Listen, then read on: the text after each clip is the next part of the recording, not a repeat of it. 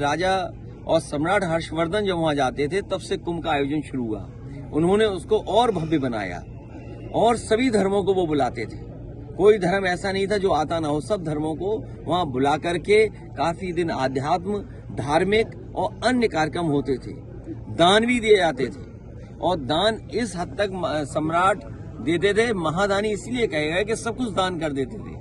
अपने हीरे जवाहरात जो कुछ होते सब दे आते थे और साधारण कपड़े पहन करके वहां से लौट करके आते थे। तो ये इतिहास भी कन्नौज से जुड़ा हुआ है। और आप लोग जानते होंगे मेला परिसर में और जहां पर ये कुंभ का आयोजन होता वहीं पर सम्राट हर्षवर्धन की भी प्रतिमा लगी थी, लेकिन इस सरकार ने उनकी प्रतिमा वहां से हटा दी।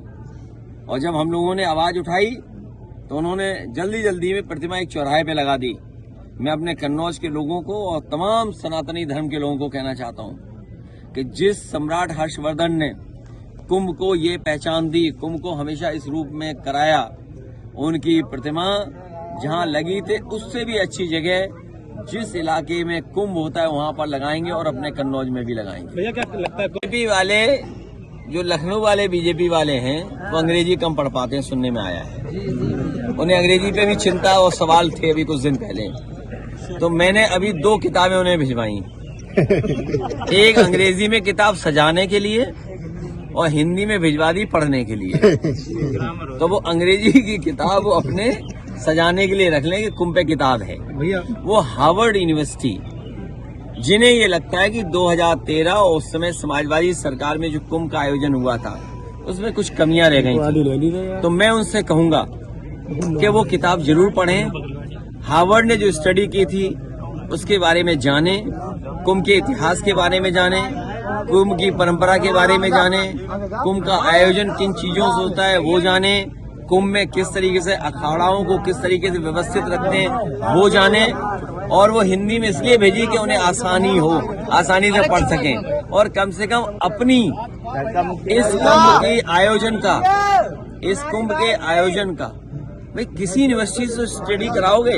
हमारी मैनेजमेंट की स्टडी थी, इनकी मिसमैनेजमेंट की स्टडी। गिद्ध को लेकर के गिद्ध कहना, मैं समझ नहीं पा रहा हूं गिद्ध किसको कह रहे हैं। सरकार गिद्ध है या सरकार में उन लोगों को जो तकलीफ परेशानी में अपने परिवार वालों को ढूंढ रहे थे। हमने आपने सोशल मीडिया में कई चैनलों में वो तस्वीरें देखी, वो वीडियो देखे कि एक बेटी अपने पिता को ढूंढ रही है, कोई अपनी मां को ढूंढने आया, एक भाई अपने भाई को ढूंढ रहा था, कई अपने परिवार के सदस्य जो खो गए उनको ढूंढने आए। कई दिनों भटकते रहे, उन्हें अपने परिवारों को कोई सुध नहीं मिली। वो पाया खोया केंद्र में भी गए, वहां भी कोई सूचना नहीं मिली उन्हें। तो क्या सरकार उनको गिद्ध कह रही है जो अपने परिवार के सदस्यों को ढूंढने आए? और फिर दूसरी बात, सुअर, ये सुअर किसको कह रहे हैं? हमने आपने किसी ने नहीं कहा कि गंगा साफ नहीं है।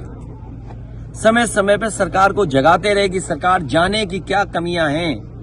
अगर सबसे ज्यादा गंदगी की बात किसी ने कही तो सेंट्रल पॉल्यूशन बोर्ड ने कहा कि गंगा मां का जो पानी है उसमें जो पैरामीटर्स हैं वो नहाने तक के नहीं है, आप नहा नहीं सकते, स्नान नहीं कर सकते हैं। ये CPWD ने कहा है, ये आपके स्टेट पॉल्यूशन बोर्ड ने क्या कहा, सवाल वो नहीं है। तो क्या आप दिल्ली के सेंट्रल पॉल्यूशन बोर्ड के जो लोग जो NGT से जुड़े लोग हैं उनको आपने सुअर कहा?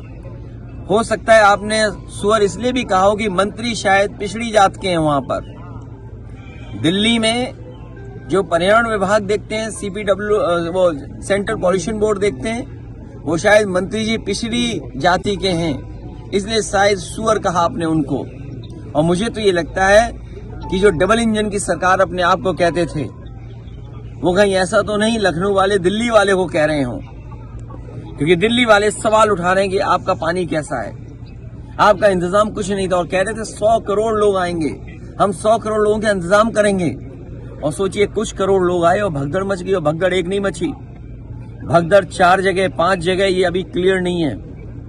भगदड़ मची, लोगों की जान गई, सरकार छिपा। इस वीडियो को लाइक करें, हमारे चैनल को